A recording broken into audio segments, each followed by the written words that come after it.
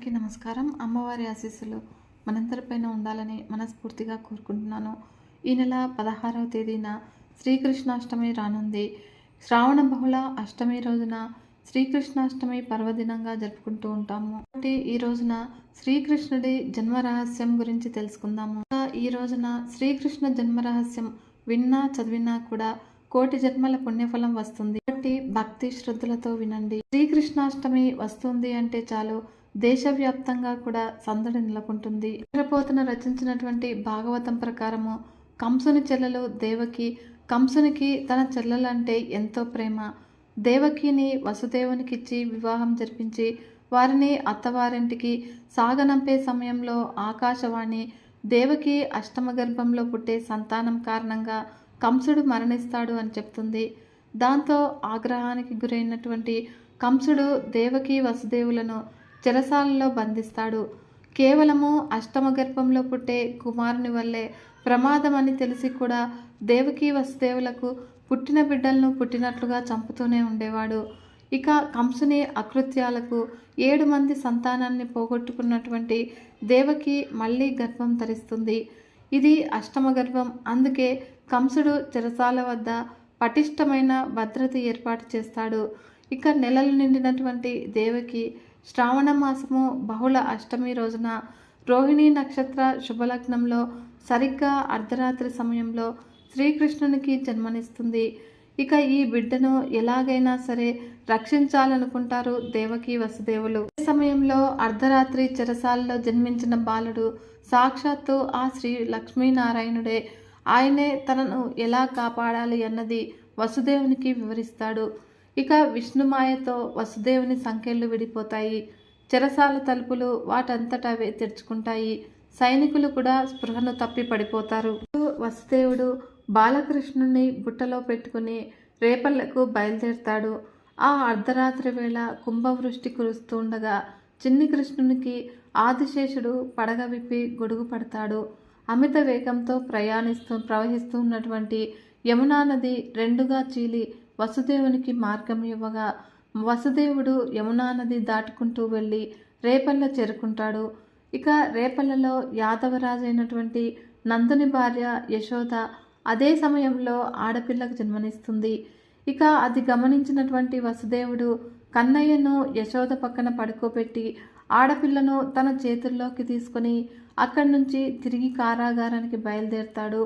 వసుదేవుడు కారాగారంలోనికి రాగానే తిరిగి అతని సంకెళ్ళు వాటికవే పడతాయి. భటులు మేల్కొంటారు. ఇక పసిబిడ్డ ఏడుపులు విని కంసుని సమాచారము అందిస్తారు. విధంగా భటుల నుంచి సమాచారం అందుకున్నటువంటి కంసుడు ఆకాశవాణి చెప్పిన ప్రకారము మగబిడ్డ వలనే కదా నీకు ప్రాణాపాయము, కానీ పుట్టింది ఆడపిల్ల కదా, విడిచిపెట్టమని దేవకి ఎంత ప్రార్థించినా కూడా వినకుండా ఆ పసిబిడ్డను చంపడానికి ప్రయత్నించగా అప్పుడు ఆ శిశువు యోగమాయగా మారి కంసుడికి దొరకకుండా గాలిలోకి ఎగిరి నిన్ను చంపేవాడు ఇప్పటికే పుట్టాడు, రేపల్లలో పెరుగుతున్నాడు అని చెప్పి మాయమవుతుంది. మరోవైపు రేపల్లలో ఇంట మగబిడ్డ జన్మించడం వల్ల రేపల్లలో పెద్ద ఉత్సవం జరుగుతుంది. గోకులంలో అష్టమి రోజున కన్నయ్య పుట్టాడు అని అందరూ కూడా సంబరాలు జరుపుకుంటారు. అందుకే కృష్ణాష్టమి గోకులాష్టమిగా ప్రసిద్ధికెక్కింది. శ్రీకృష్ణ జన్మాష్టమి రోజున కన్నయ్య జన్మరహస్యం గురించి విన్నా చదివినా కూడా ఎంతో పుణ్యఫలము. సంతానం లేని వారు ఈ కథను వింటే సంవత్సరం తిరిగేలోపు పండంటి బిడ్డను ఎత్తుకుంటారు. భారతదేశంలో ప్రాచీనమైన ఆలయాలు ఎన్నో ఉన్నాయి. దేవిని సొంత దేశంగా పేర్కొనే కేరళ రాష్ట్రం ప్రాచీన ఆలయ సంపదకు నిలయము. అలాంటి ఓ ఆలయాన్ని దర్శించినంత మాత్రాన్నే ఎలాంటి దీర్ఘకాలిక రోగాలైనా కూడా నయం అవుతాయని పెద్దలు అంటూ ఉంటారు. ఇక దాదాపు 5000 సంవత్సరాల క్రితం స్థాపించిన ఈ ఆలయ విశేషాలను తెలుసుకుందాము. కేరళ రాష్ట్రంలోని గురువాయూర్లో ఉన్న చిన్ని కృష్ణుని విగ్రహము ద్వారకా నుంచి వచ్చింది అని పురాణాల ద్వారా తెలుస్తుంది. ఇక్కడ దేవుని గురువాయూరప్ప అని భక్తితో పిలుచుకుంటారు. మహాభారత యుద్ధం ముగిసిన తర్వాత కృష్ణావతారం కూడా పరిసమాప్తి అవుతుంది. ఇక కృష్ణావతారం ముగిసిపోగానే మహాప్రళయం వచ్చి ద్వారక మొత్తము కూడా సముద్రంలో మునిగిపోతుంది. ఆ సమయంలో సముద్ర జలాలలో తేలియాడుతూ వస్తున్నటువంటి స్వామి విగ్రహాన్ని గురువు అంటే బృహస్పతి, వాయువు కలిసి కేరళలోని త్రిశూర్ ప్రాంతానికి తీసుకువచ్చి ప్రతిష్ఠిస్తారు. గురువు వాయువు కలిసి ప్రతిష్ఠించారు కాబట్టి గురువాయూర్ అనే స్థానిక భాష ప్రకారము అప్ప అంటే తండ్రి కాబట్టి ఇక్కడ కృష్ణునికి గురువాయూరప్ప అనే పేరు వచ్చింది అని స్థల పురాణం ద్వారా తెలుస్తుంది.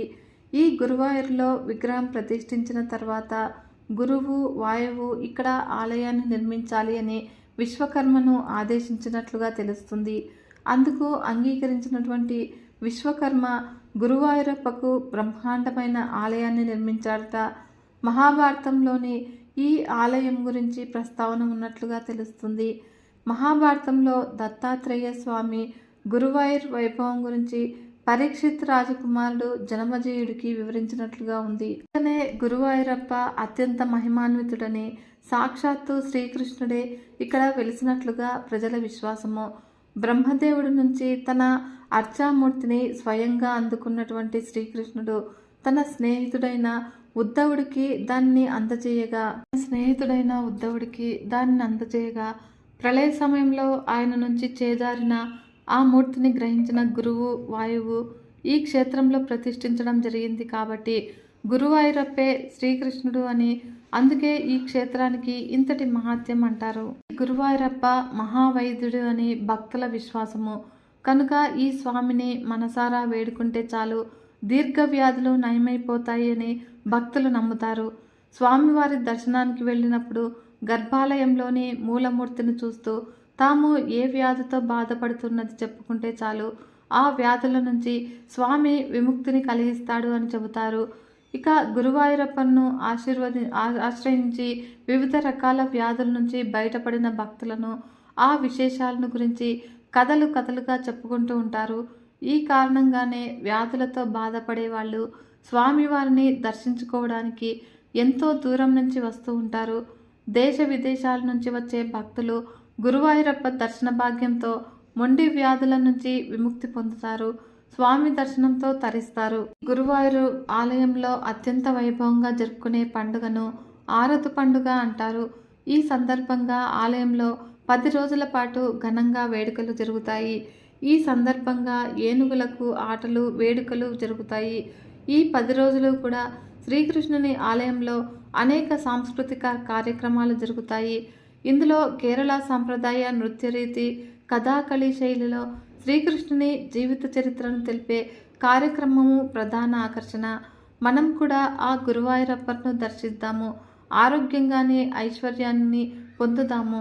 ఈ రోజున శ్రీకృష్ణునికి అత్యంత ఆప్తుడు, ప్రాణ స్నేహితుడు అయిన కుచేలోపాఖ్యానము విన్నా చదివినా కూడా విశేషమైన శుభ ఫలితాలను పొందవచ్చును. కృష్ణ పరమాత్మ ఒక రోజున రుక్మిణీదేవి మందిరంలో కూర్చొని ఉన్నాడు. ఎంతో సంతోషంగా రోజులు గడిచిపోతూ ఉన్నాయి. కానీ శ్రీకృష్ణ భగవానుడితో చదువుకున్నటువంటి ఒక వ్యక్తి ఉన్నాడు. ఆయన పేరే కుచేలుడు. కానీ సంప్రదాయంలో కుచేలుని గురించి ఒక తప్పు కథ ప్రచారంలో ఉంది. అది ఎలా వచ్చిందో కానీ శ్రీకృష్ణుడికి తెలియకుండా ఒక రోజున అరణ్యంలో కుచేలుడు అడుగులు తిన్నాడు అని, అందుకే అంత దరిద్రం అనుభవించాడు అని, ఆ తర్వాత శ్రీకృష్ణ పరమాత్మ ఆయనకు ఐశ్వర్యం ఇచ్చాడు అని అంటారు.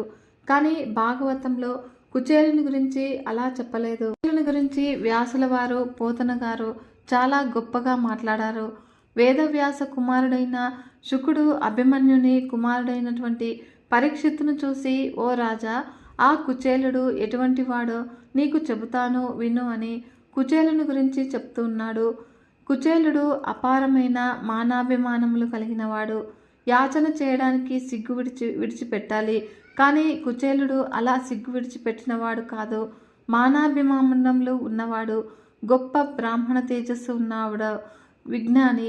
ఆయన అనుబంధములకు అతీతంగా నిరంతరము కూడా బ్రహ్మమునందు రమించే మనస్సు ఉన్నవాడు. లోకమునందు ఈశ్వరుని దర్శనము చేయగలిగిన సమర్థుడు. మహానుభావుడికి ధర్మము అంటే మహా ఇష్టము. విశేషించి ఆయన గొప్ప బ్రహ్మజ్ఞాని. తనకు ఏమీ లేకపోయినా కూడా దరిద్రంలో అన్నీ ఉన్నాయి అని తృప్తిగా ఉన్నవాడు. ఈశ్వరుడు తనకు ఫలానిది ఇవ్వలేదు అని అనడం తెలియనివాడు. అంతటి మహాభక్తుడు, గోవింద సఖుడు. అటువంటి కుచేలుడు అంత దరిద్రం అనుభవిస్తున్నా కూడా ఎన్నడూ కూడా కృష్ణ భగవానుడి దగ్గరకు వెళ్ళి చెయ్యి చాపి కృష్ణ నాకు సహాయం చేస్తావా అని అడగలేదు. ఇక కుచేలుని భార్య అనురక్త కుచేలుడు ఎలా ప్రవర్తిస్తాడో తాను కూడా అలా ప్రవర్తించే సహధర్మచారిణి, గొప్ప భాగవత ధర్మము తెలిసిన ఉన్న తల్లి ఉండగా ఆవిడ ఒక రోజున భర్తతో అంది, మహానుభావ, ఆకలి వేస్తే మీరు ఓర్చుకుంటారు, నేను ఓర్చుకుంటాను. కానీ పిల్లలు ఆకులతో చేసినటువంటి డొప్పలు చేత పట్టుకుని 10 మార్లు ఆకలేస్తుంది అమ్మ అని అంటే అన్నం పెట్టలేకపోయానే అని అమ్మ బాధ పడుతుందేమోనని ఆకలితో నా వంక చూస్తూ నాలుకతో పెదములు తడుముకుంటూ ఉన్నారు. నీకు ఐశ్వర్యము భ్రాంతి లేదు, కానీ బిడ్డలను పోషించాలి కదా. కాబట్టి మీరు పాటిస్తాను అంటే ఒక సలహా చెప్తాను. మీ సకుడు శ్రీకృష్ణ పరమాత్మ ఉన్నాడు కదా, మీరు ఒకసారి ఆయన వద్దకు వెళ్ళి ఒక్క మాట చెప్పినట్లయితే అందరినీ కూడా ఆదుకోగలిగిన మహానుభావుడు ఆ వాసుదేవుడు మనలను కూడా ఆదుకుంటాడు.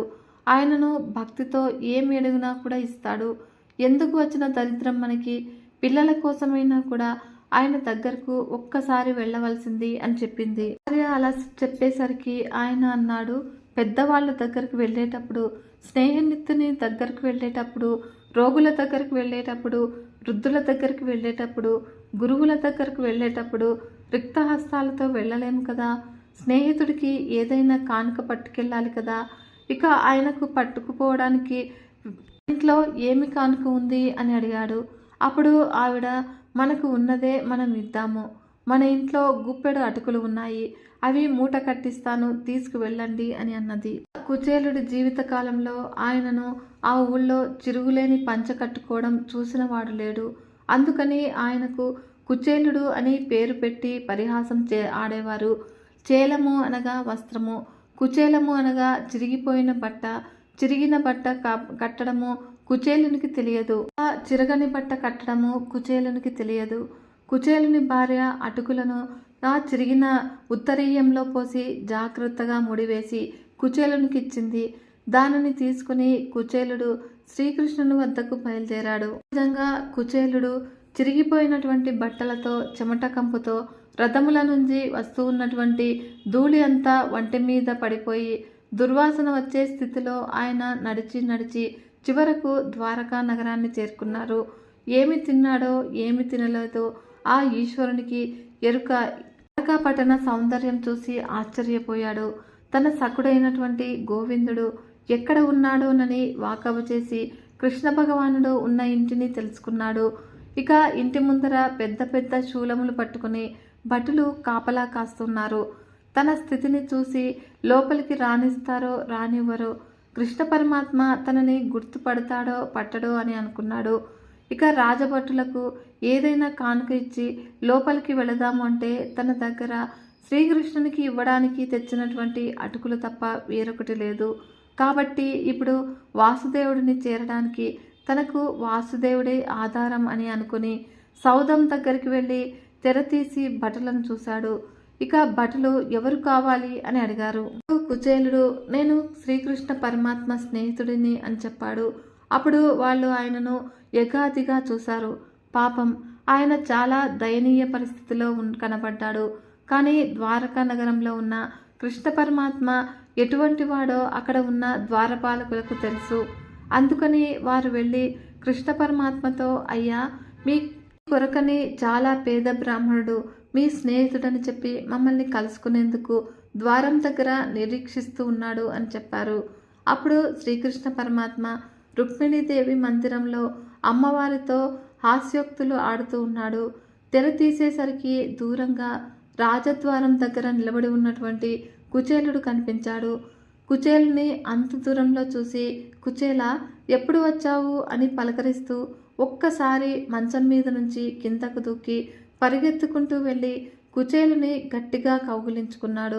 కుచేలా, ఎన్నాళ్లకు చూశానయ్యా నిన్ను, లోపలికి రావాల్సింది అని కుచేలుని చేయి పట్టుకుని గబగబా లోపలికి తిన్నగా తన శయన మందిరంలోనికి తీసుకువచ్చాడు. అక్కడ ఒక పాన్పు ఉంది. రుక్మిణీదేవి తాను తప్ప అన్యులు ఎవరూ కూడా ఆ పాన్పును ముట్టరు. అటువంటి హంసతూలిక తల్పం మీద కుచేలుని కూర్చోబెట్టాడు. రుక్మిణీదేవిని పిలిచి బంగారు చెంబుతో నీళ్లు తెప్పించి ఆయన కాళ్ళ కింద పళ్ళెం ఉంచి ఆదిలక్ష్మి అయిన రుక్మిణీదేవి నీళ్లు పోస్తూ ఉండగా శ్రీకృష్ణ పరమాత్మ కుచేలుని కాళ్ళు కడిగాడు. తల్లి కనుచివర చూపు తగిలితే ఐశ్వర్యం వస్తుంది అని లోకం కొలుస్తుందో ఆ లక్ష్మీదేవి నీళ్లు పోస్తూ ఉండగా సమస్త బ్రహ్మాండములకు ఆధారభూతమైన శ్రీకృష్ణ పరమాత్మ కాళ్ళు కడుగుతూ ఉన్నాడు. శిరస్సు వంచి ఆ నీళ్లు తన శిరస్సు మీద కిరీటం మీద చల్లుకున్నాడు. రుక్మిణీదేవి తల మీద చల్లాడు. అక్కడ ఉన్న వాళ్ళందరి మీద చల్లాడు. ఆయన ఎంతో దూరం నుంచి నడిచి వచ్చి అలసిపోయాడు అని ఆయన ఒంటి నిండా కూడా గంధం రాశాడు. ఒక విసనకర్ర పట్టుకుని విసురుతూ ఉన్నాడు.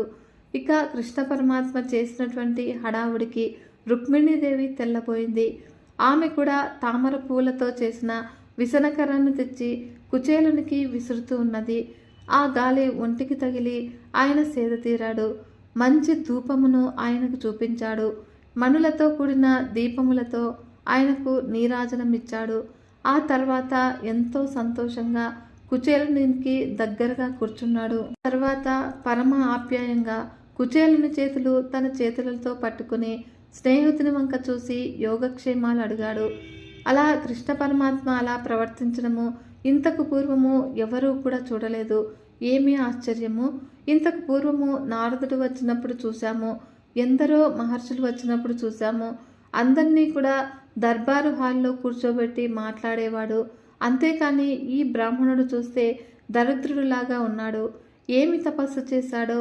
మహాయోగులైన వారు తపస్సు చేస్తే తప్ప దొరకని పరమాత్మ ఈవేళ ఈ బ్రాహ్మణునకు ఎంత సేవ చేశాడు. ఆ తల్పం మీద రుక్మిణి కృష్ణులు తప్ప అన్యులు కూర్చోవడము మనము ఇంతవరకు కూడా చూడలేదు. ఈ బ్రాహ్మణుడు దాని మీద కూర్చోవడమా? అసలు ఈయన ఎవరు అని వాళ్ళంతా కూడా ఆశ్చర్యపోతూ ఉన్నారు. శ్రీకృష్ణ పరమాత్మ కుచేలునితో, ఓ బ్రాహ్మణోత్తమ, నీవు వివాహం చేసుకున్న స్త్రీ చాలా కాలము వేదం నమ్ముకును వేదపాఠం చెప్తూ ఉన్నటువంటి బ్రాహ్మణుల కుటుంబంలో జన్మించిన పిల్ల అని నేను విన్నాను. అలాంటి కుటుంబంలో పుట్టిన పిల్ల భర్తను అనుసరించి సుశీలయ్యి ఉంటుంది. నిన్ను చూస్తూ ఉంటే నీ మనస్సు భార్య యందు బిడ్డల యందు భ్రాంతి లేకుండా కేవలము సంసారంలో ఉండాలి కాబట్టి మాత్రమే ఉండి వివాహిత కర్మాచరణంగా భార్యా బిడ్డలను చూడాలి కాబట్టి చూస్తూ సంతతము బ్రహ్మమునందు రమిస్తూ ఉన్న వాడిలాగా నాకు కనబడుతూ ఉన్నావు, అవునా అని అడిగాడు. ఆ తర్వాత ఇద్దరూ కలిసి భోజనం చేశారు. ఇక భోజనానంతరము మరలా ఇద్దరూ కూడా వచ్చి కూర్చున్న తర్వాత శ్రీకృష్ణుడు కర్పూర తాంబూలమును తానే స్వయంగా చేసి తెచ్చి వేసుకోమని కుచేలునికిచ్చాడు. ఆ రోజున శ్రీకృష్ణుడు పూర్తిగా కుచేలునితోనే గడిపాడు. కృష్ణ పరమాత్మ తాను కుచేలునితో గడిపినటువంటి చిన్ననాటి ముచ్చట్లను తలుచుకున్నాడు. శ్రీకృష్ణ పరమాత్మ చూపిస్తున్నటువంటి ఈ ప్రేమను కుచేలుడు జీర్ణం చేసుకోలేకపోతూ ఉన్నాడు. కుచేల, ఎవరి దగ్గరికైనా కూడా వెళితే ఏమైనా పట్టుకు వెళ్ళాలి అని మన గురువుగారు సాందీపని అంటూ ఉండేవారు కదా, మరి నువ్వు నాకు ఏమి తీసుకుని వచ్చావు అని గబగబా కుచేలుడిని తడిమేస్తూ ఉన్నాడు. కుచేలుడు సిగ్గుపడిపోయాడు. ఆయన లక్ష్మీనాథుడు, గొప్ప ఐశ్వర్యవంతుడు. ఆయనకు తాను ఏమి ఇస్తాడు? చిరిగిపోయిన ఉత్తరీయము మూట కట్టి ఉన్న అటుకులను చూశాడు. కుచేల, చాలా ఐశ్వర్యవంతుడునని నాకు చాలామంది కానుకలకు పట్టుకువచ్చి ఇస్తూ ఉంటారు. అవి వాళ్ళందరూ కూడా నాయందు ప్రీతితో నేనే తినాలి అని తెచ్చినవి కావు. తమకు ఉన్నాయని ఆడంబరమునకు తెచ్చి ఇచ్చిన వాళ్ళు ఉన్నారు. వాటిని నేను ముట్టుకోను. ఒక ఆకు కానీ, ఒక పువ్వు కానీ, ఒక పండు కానీ, కొబ్బరి నీళ్లను కానీ ఎవరైనా కూడా భక్తితో తెచ్చి ఇస్తే వాటిని నేను పుచ్చుకుంటాను. కనుక భక్తితో తెచ్చిన వాటికి పెద్దపీట వేస్తాను. ఆడంబరములకు తెచ్చినటువంటి వాటిని పక్కన పెట్టేస్తాను అని కుచేలుని వద్ద ఉన్నటువంటి అటుకుల మూటను తీసుకుని విప్పి పిడికెడు అటుకులు తీసుకుని నోట్లో పోసుకున్నాడు. ఇక అలా పోసుకునేసరికి 14 భువన భాండములలో ఉన్న సమస్త జీవరాశుల కడుపు నిండి బ్రేవుమని తెంచుకున్నాడు. శ్రీకృష్ణుడికి ఇంకా ప్రీతి ఆగక మరి ఒక పిడికెడు తీసి పోసుకుంటూ ఉన్నాడు. దీనిని రుక్మిణీదేవి చూసింది. అప్పుడు వెంటనే వచ్చి కృష్ణ పరమాత్మ చేయి పట్టుకుని, కృష్ణ, మీరు తిన్నది చాలు. ఇహలోకమందు తరములు తినడానికి కావలసిన ఐశ్వర్యము, భక్తి, జ్ఞానము, మోక్షము అన్నీ కూడా కుచేలునికి ఇచ్చేశారు. ఇంకొక పిడికెడు నోట్లో పోసుకుంటే నన్ను మిమ్మల్ని కూడా కుచేలునికి దాసులుగా ఇచ్చేస్తారు. ఇంకా చాలు అంది. లోకములను కాచే తల్లి కదా, అందుకే ఆ తల్లికి అన్నీ తెలుసు. పరమాత్మ కుచేలుడు ఇచ్చినటువంటి అటుకులను ఎందుకు స్వీకరించాడు? గత జన్మలో కుచేలుడు ఎంతో భక్తితో భగవంతునికి ఎన్నో సేవలు చేశాడు. ఎన్ని సేవలు చేసినా ఎన్నడూ కూడా తన మనస్సులో ఈ కోరిక నాకు తీరితే బాగుండును అన్న కోరిక మాత్రము ఆయనకు లేదు. ఈశ్వరుని సేవ చేయడమే తన జీవితంనకు ధన్యము అని చేశాడు. దానివలన బ్రహ్మజ్ఞాని అయ్యాడు తప్ప ఆయనకు మనస్సులో మాత్రము కోరిక లేదు. తాను ఇంత దరిద్రంలో ఉన్నా కూడా ఈశ్వరుని సేవించి ఐశ్వర్యం పొందాలి అనే భ్రాంతి కుచేలునికి లేదు. కానీ ఆయన భార్య ఐశ్వర్యం కావాలి అని అడిగింది. స్వామి మహాభక్తుల కోరిక తీర్చకుండా ఉండలేడు. తర్వాత కుచేలుడు తెల్లవారుజామున లేచి మరలా తనకి ఉన్నటువంటి మాసిపోయిన దుస్తులను ధరించి, కృష్ణ, నేను వెళ్ళి వస్తాను అని చెప్తే కృష్ణ పరమాత్మ గడప దాటి బయటకు వచ్చి కుచేలునికి వీడ్కోలు చెప్పాడు. ఇక కుచేలుడు తన ఇంటి దారి పట్టి నడిచి వెళ్ళిపోతూ, ఏమి నా భాగ్యము, ఏం అయ్యే పరమాత్మ దర్శనం కోసము కొన్ని కోట్ల మంది అడుగుతూ ఉండారో అటువంటి వానితో కలిసి నేను కూర్చున్నానా? నేను తెచ్చినటువంటి అటుకులు తిన్నాడా? నా సకుడిది ఏమి సౌజన్యము! నాకు ఇంతకన్నా కూడా జీవితంలో ఏమి భాగ్యం కావాలి అని అనుకున్నాడు. అప్పుడు తన భార్య కృష్ణ పరమాత్మను సంపద అడగమని పంపించింది అని గుర్తుకు వచ్చింది. కానీ కృష్ణుడు తన బట్టలను చూసి అయినా కూడా తాను మిక్కిలి బీదవానిగా ఉన్నాడని గ్రహించి సంపదను ఇవ్వవచ్చు కానీ ఇలా ఇవ్వలేదు అనుకున్నాడు.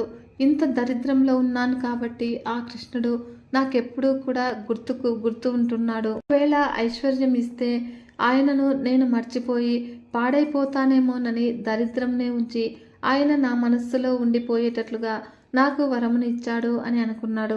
తన ఇల్లు ఉన్న చోటికి వెళ్ళి చూశాడు. అక్కడ సూర్యచంద్రులు ఏకకాలం నందు ప్రకాశిస్తే ఎలా ఉంటుందో అలాంటి సౌధం ఒకటి కనబడింది.